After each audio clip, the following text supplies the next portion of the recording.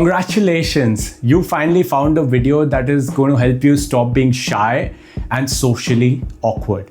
If you don't know me, I'm Sumit Tripathi and I help senior professionals as well as entrepreneurs to speak with authority.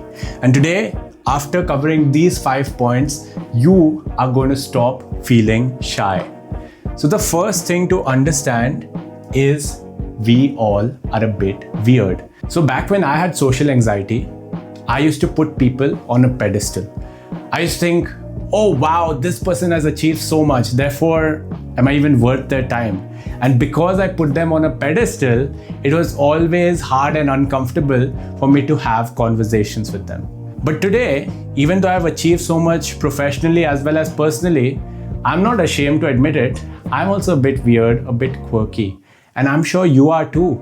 Your friend circle is also filled with quirky individuals. So the moment you assume that we all are a bit weird, it becomes easy for you to approach a conversation. Because you're not approaching them as a perfect human being. You're approaching them as an imperfect person. The second thing you can try is something called the old friend method.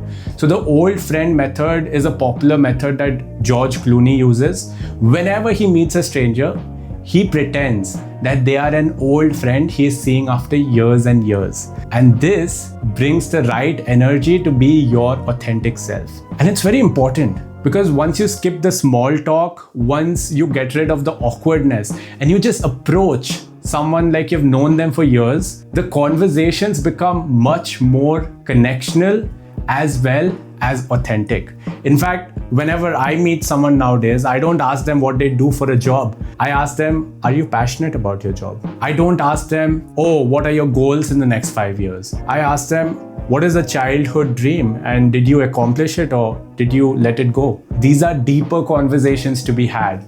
And the moment you treat people like an old friend, it becomes easier for you to have these conversations. The third thing is the clock is ticking. There is going to be a full stop to your life and my life. And right now, while you're in your 30s, 40s, 50s, it's very easy to think, oh, I have a lot of time to figure this out. But in reality, you don't.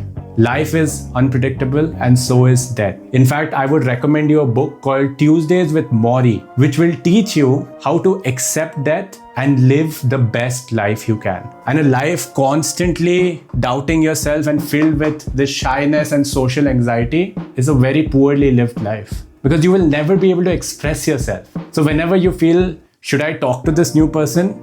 Remember, life is limited and it can end any moment. And I have something called the golden conversation theory that I also want to address. It is a simple theory which states that you only need a few conversations to change your life completely. In fact, a conversation might lead to you finding the love of your life or finding your best friend or a business partner. All these conversations are golden conversations. But to have them, you have to play the volume game. You have to know more and more and more people. So it's very important. Then you have to realize, while the world is trying to be interesting, all you have to do is try to be interested. Because today we have so many speakers, but do we have enough listeners who make you feel heard, make you feel present? No, we don't. People are on their phones. Oh yeah, oh that's nice. Good job. I'm so proud of you. People are always busy multitasking. So the moment you become an active listener and you show someone, yeah, I'm present for you. I am ready to invest my time into understanding your journey. Connection happens. Growth happens. Empathy occurs. And this is what helps you stop feeling shy. Because now you don't have the pressure of performing. You don't have the pressure of coming up with a nice joke or a witty line or something really interesting to say. You just have to sit back, relax, and understand what the other person has to say. And lastly, you can use something called the vulnerability magnetism. What is this? It is simple. It is sharing something that's a little bit uncomfortable to share with everybody, but since you trust this person, you're okay sharing it with them. Like, I wouldn't share with the entire world that my parents are divorced, but whenever I see that okay, I think I want to have more conversations with this person. I enjoy spending time with them. I'm a little bit vulnerable. I open up about that side of my life as well. But it's very important that you don't start trauma dumping over there. There is a fine line between being vulnerable and trauma dumping, and you shall not cross it. Otherwise, no one would want to talk to you.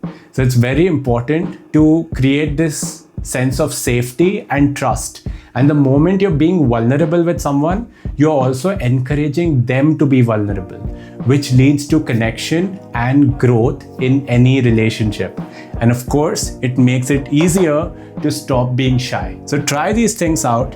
And if you're someone who is actively working on your communication skills, whether to pitch better in your meetings or to speak with authority as a leader, then book a call with me and let's understand how we can reach that goal. Until then, I will see you in another video.